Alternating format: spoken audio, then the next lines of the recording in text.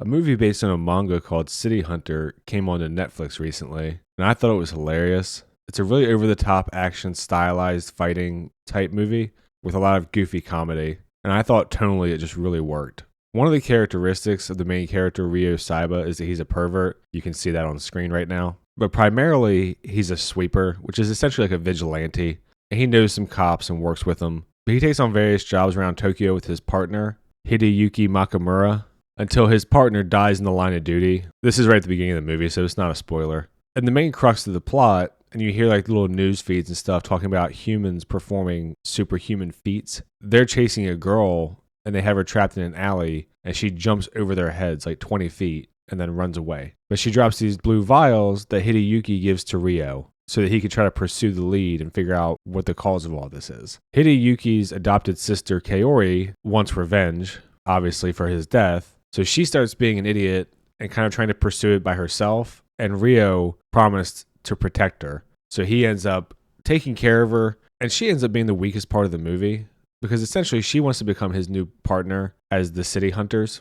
But she's not familiar with this world at all of like the criminal underground or fighting or anything like that. So he kind of takes her along, but she's really just in the way. And I think her being in the way so much is kind of what makes her annoying because she's obviously an adult. But she almost is like one of those kids in a movie who's just bent on revenge but doesn't understand reality. Like you've seen similar things probably in Batman Begins where Bruce confronts that mob boss and just gets beat up and tossed out. But it's just not his place. Like you can see on screen here, the movie never takes itself too seriously. It's got a really goofy sense of humor. It really leans into sort of the manga and anime style. So the fighting is really over the top. One of the things the guy does throughout the movie is shoot the exact same spot over and over again. Like you see him do it on a target, and then he does it later in the movie when it's more important. I thought it was really fun. I'm completely okay with a movie that just says we're going to be goofy and fun and not too serious, and just kind of goes all out with it and commits. Like this is one of the things that I didn't like about Godzilla X Kong. I feel like it wanted to be dumb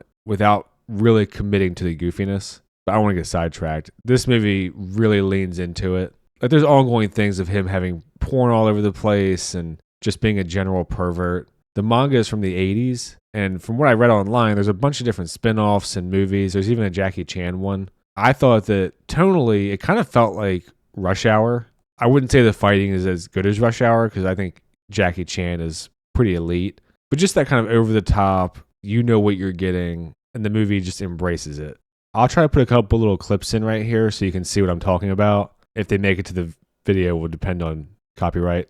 Yeah, you can see here, he's shooting through an entire crowd. It's like the slow motion. Obviously, this is like an insane shot. And you get that kind of stuff just throughout the movie. And, you know, with it, you get the obvious dumb stuff. I feel like it really leans into sort of the anime style and tone, which I think is hard to do for live action, but I think it does a pretty good job. So, like, here's a part where they're protecting a girl who's cosplaying at a convention, and the bad guys are trying to shoot her, and he's wearing this ridiculous costume with a horse head coming out of his waist and using it to block the tranquilizer shots.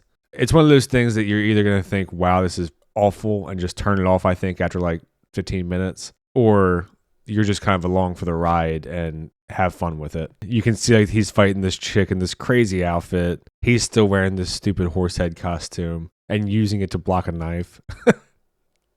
I think this image kind of sums up sort of what you're in for if you watch the movie. I'll be honest, I had not heard of the manga. It must have been crazy popular because it got like 35 volumes or something. And it was in Shonen Jump back in the 80s and early 90s for like 6 years. And there's been anime made from it, and apparently anime movies and live action movies. So pretty basic story, pretty basic concept.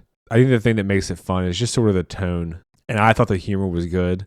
But like I said, story-wise, you're not getting anything groundbreaking. This is definitely just a have fun action movie. It doesn't take itself seriously. You shouldn't either. If you wanted to be critical, there's obviously dumb stuff in there. Like people with guns closing the distance and, you know, him fighting 8 guys at a time in a fist fight. I'm sure if you slow it down, some of them aren't moving when they should be hitting him. This isn't trying to be John Wick. The action almost feels like a ridiculous version of the movie Wanted to me, if you've seen that, with James McAvoy, where they curve bullets and stuff. Except that movie was more serious. Well, still over the top. And this one is more like, fuck it, I just want to have fun. And it's also kind of refreshing with current media coming out. to just have something that doesn't try to be crazy complicated.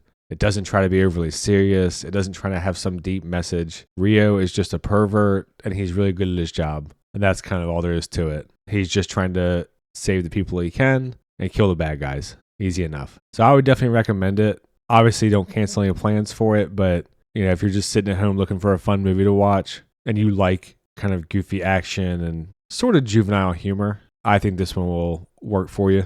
I don't know if I'd read the manga just because of time, honestly. But the movie is really fun, and I can see why it's gotten so many versions of anime and live action stuff made. So I'm going to leave it here for this one. If you've seen it, let me know what you think. I try to respond to all the comments that aren't just insults. Like and subscribe and all that. Thanks. See ya.